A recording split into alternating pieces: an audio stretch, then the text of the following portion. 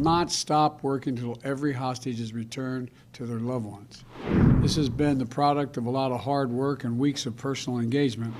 We've been in close contact with the leaders of Qatar, Egypt, and Israel, speaking with each one of them repeatedly over the past few weeks. I'm going to continue working with the Emir of Qatar, President Sisi of Egypt, and Prime Minister Netanyahu of Israel to do everything possible to see the hostages are freed, all the hostages.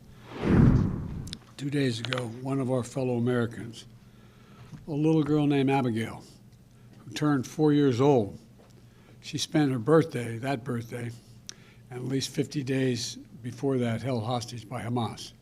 Today, she's free, and Jill and I, together with so many Americans, are praying for the fact that she is going to be all right. You know, she's free and she's in Israel now. And so those who are now wrapping Abigail in love and care and the supportive services she needs, she's been through a terrible trauma. You know, her mom was killed in front of her when her kibbutz was attacked by Hamas terrorists on October 7th.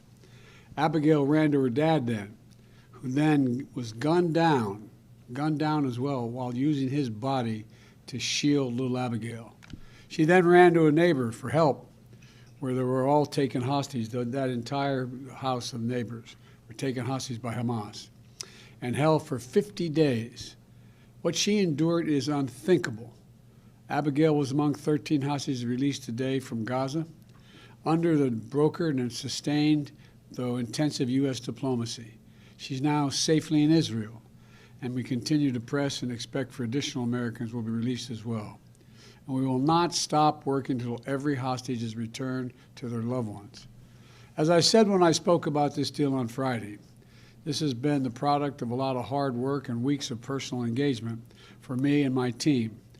We have been in close contact with the leaders of Qatar, Egypt, and Israel, speaking with each one of them repeatedly over the past few weeks to help secure this deal. We spoke again yesterday with the Emir of Qatar, who I owe special thanks to, in order to keep the hostage release on track and push for Abigail to be part of this release. And I'll be speaking again shortly with Prime Minister Benjamin Netanyahu, and we will continue to remain personally engaged to see that this deal is fully implemented and work to extend the deal as well.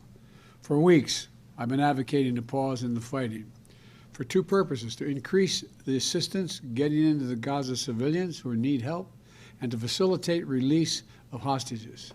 And we know that innocent children in Gaza are suffering greatly as well, because this war that Hamas has unleashed has such consequences.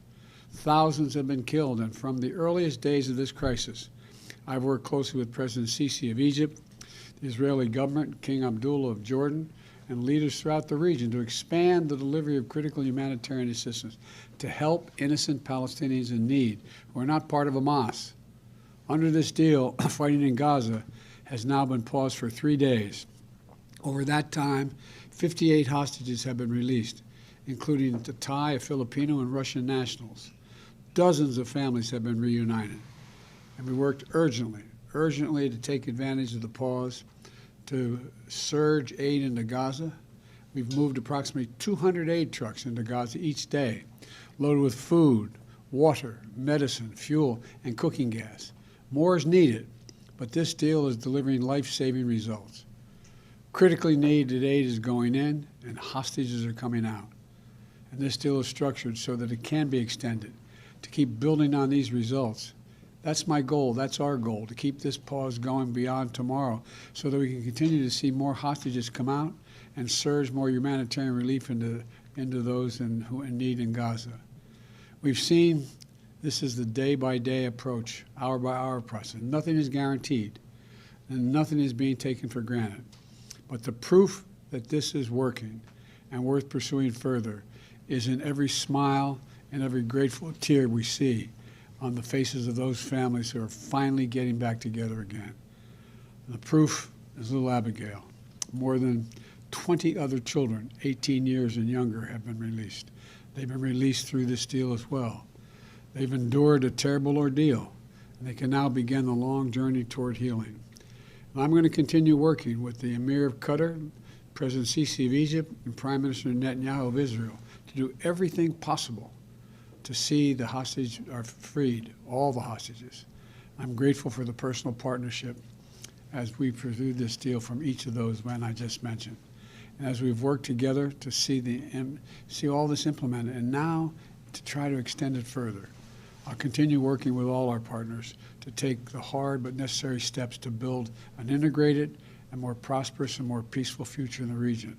A two-state solution is the only way to guarantee the long-term security of both Israelis and Palestinian people. To make sure Israel and Palestinians alike live in equal measure of freedom and dignity.